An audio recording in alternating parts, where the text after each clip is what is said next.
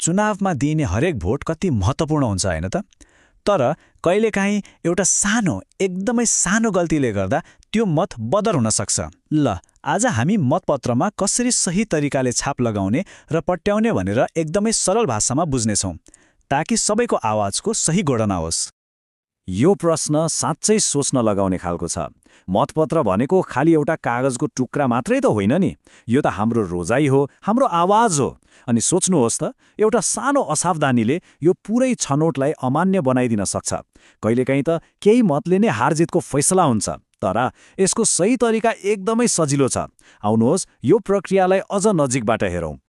ल, अब सुरु गरौँ सबैभन्दा पहिलो र महत्त्वपूर्ण चरणबाट, मतपत्रमा छाप लगाउने सही तरिका। सुन्दाखेरि यो खासै गाह्रो जस्तो लाग्दैन, तर केही साना साना कुरामा ध्यान दिनु चाहिँ एकदमै जरुरी छ। यहाँ हेर्नुहोस् त, सही र गलत तरिका बीचको फरक कति स्पष्ट छ। आफ्नो मत सदर गराउन आफूले रोजेको उम्मेदवारको एउटा मात्र चिन्ह भएको कोठाभित्र प्रष्ट देखिने गरी छाप लगाउनुपर्छ। यसको उद्देश्य एउटै हो, हाम्रो छनौटमा कुनै पनि किसिमको अलमल वा शङ्का नरहोस्। अब के गल्तीहरू हुन्छन् त? एउटा सबैभन्दा धेरै देखिने गल्ती हो एकभन्दा बढी चुनाव चिन्हमा छाप लगाउनु। नियम एकदम सरल छ, एक पदका लागि एउटै मात्र उम्मेदवार छान्ने हो। गल्तीले पनि एकभन्दा बढीमा छाप लाग्यो कि त्यो मत सिधै बदर हुन्छ। त्यस्तै अर्को एकदमै महत्त्वपूर्ण कुरा, छाप जहिले पनि तोकिएको कोठाभित्रै पर्नुपर्छ। यदि छाप कोठा बाहिर पर्यो वा दुईवटा कोठाको बीचको रेखामा पर्यो भने कसलाई भोट दिएको हो भन्ने नै प्रश्न हुँदैन, र यस्तो मत पनि बदर हुने सम्भावना धेरै हुन्छ। अनि अन्तिममा छापको कुरा, लगाएको छाप एकदमै सफा र प्रष्ट हुनु पर्यो। कहिलेकाहीँ मसी लतपतिन्छ वा छाप अस्पष्ट हुन्छ, यस्तोमा कसलाई मत दिएको भनेर छुट्याउनै सकिँदैन। त्यसैले छाप लगाउँदा हल्कासँग थिच्ने ताकि मसी नफैलियोस्। ल, छाप लगाउने काम त सकियो, तर काम अझै सकिएको छैन। अब आउँछ दोस्रो महत्त्वपूर्ण चरण, मतपत्रलाई सही तरिकाले पट्याउने। हो, यो पनि मतलाई सदर गराउन उत्तिकै जरुरी छ। यसको सही तरिकालाई हामी 3 चरणमा बुझ्न सक्छौँ। एकदमै सजिलो छ। पहिलो, मतपत्रमा पट्याउनका लागि बनाइएका रेखाहरू हुन्छन्, हो त्यही रेखाहरूमा मात्र पट्याउने।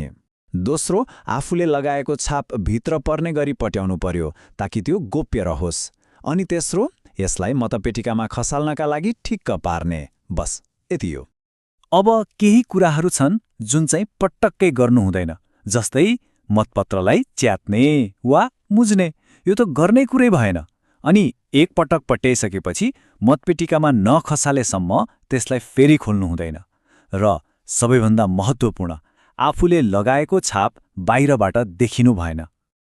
ल, हामीले छाप लगाउने र पट्याउने दुवै तरिका हेर्यौं। अब यी सबै जानकारीलाई एउटै सधैँ याद गर्न सकिने सरल नियममा बाँधौं। त्यसो भए सबैभन्दा महत्त्वपूर्ण कुरा के हो त? हो, यही हो, एउटा कोठाभित्र एउटा मात्र प्रष्ट छाप, अनि त्यसपछि दिएको रेखाहरूमा सफासँग पट्याउने।